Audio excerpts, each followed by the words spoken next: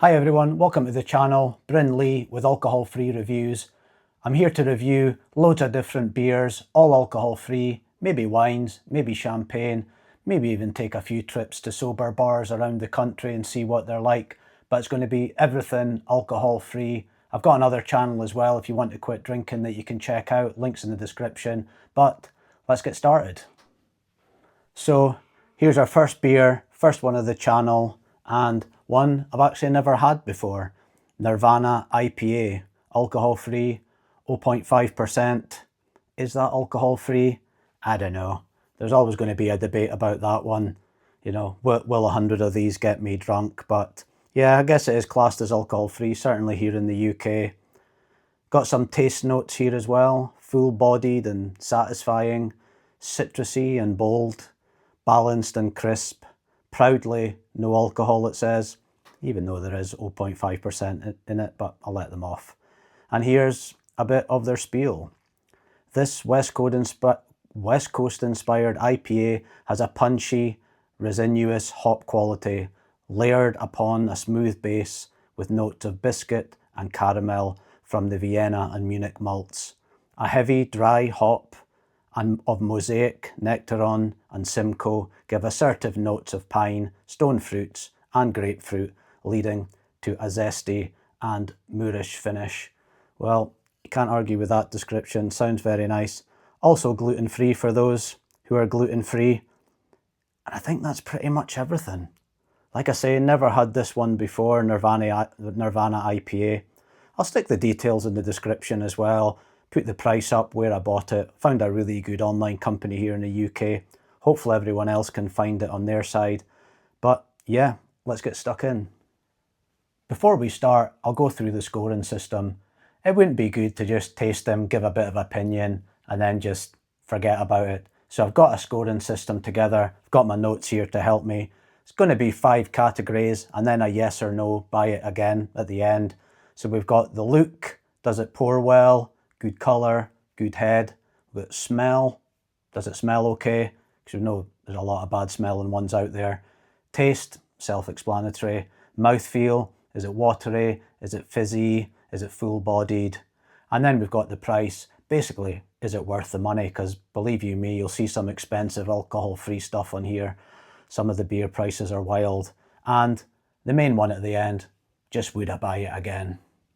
And let's get into it. Here we have it, the Nirvana IPA. And it's the first time on this channel I'm using this. First time I'm opening a beer. Alcohol free, of course. And I'm going to use my trusty glass. Feel the pressure now on. Please don't hammer me in the comments if this is the pour from hell. There we go.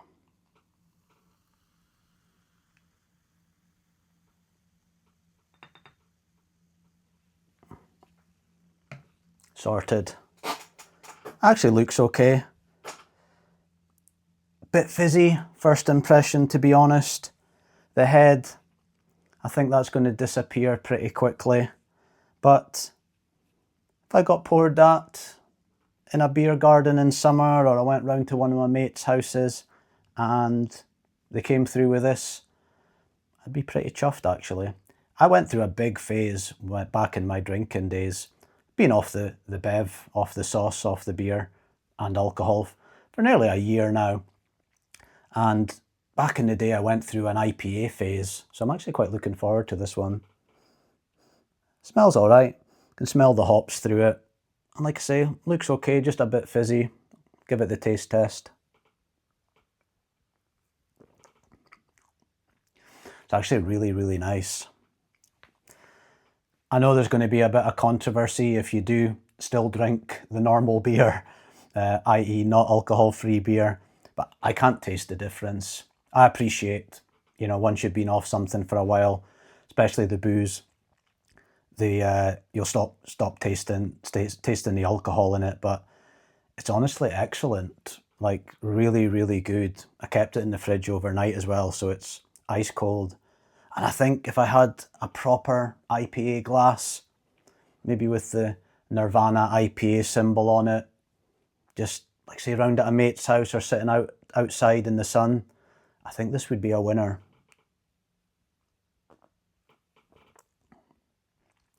Yeah, that's excellent, honestly. And let's get into the scores.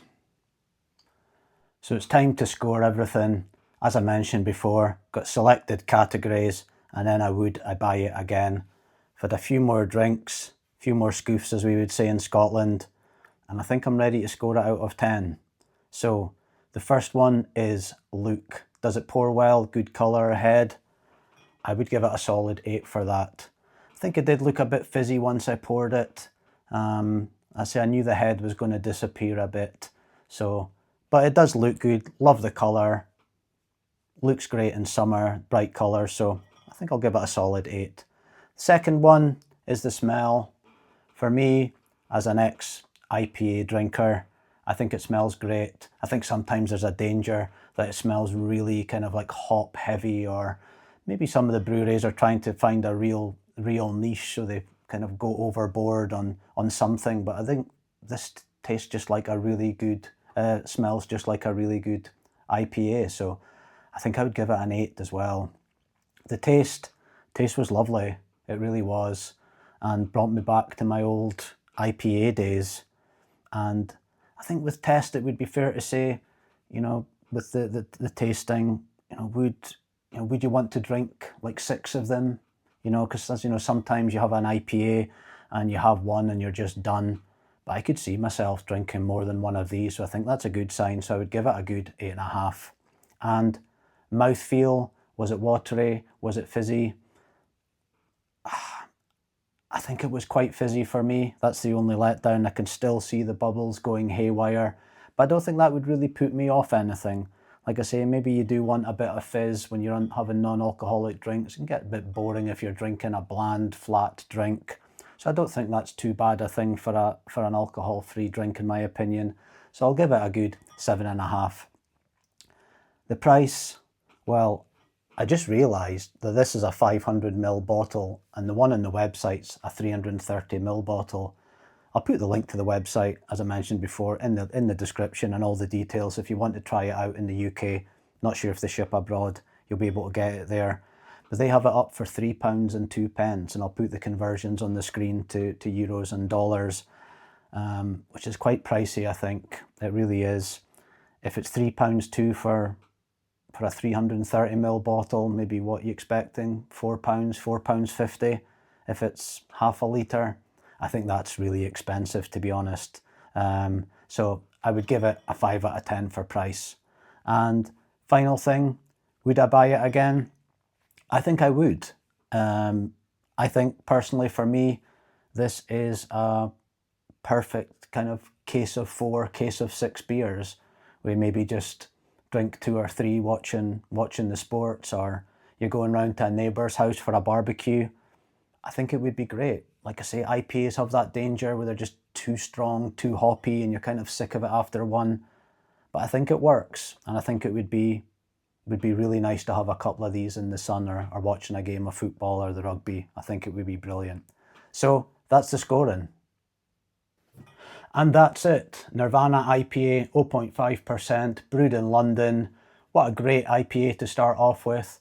And honestly, if you've got any suggestions for beers or wines or champagne, all alcohol free of course, that you want me to try, head down to the comments and tell me. If there's sober bars in your area or city or town, tell me about them. I really want to know and visit them one day. But please like, hype, subscribe and all that good stuff. And I hope you enjoyed the first video in the channel. Many more to come, and I'll see you in the next one.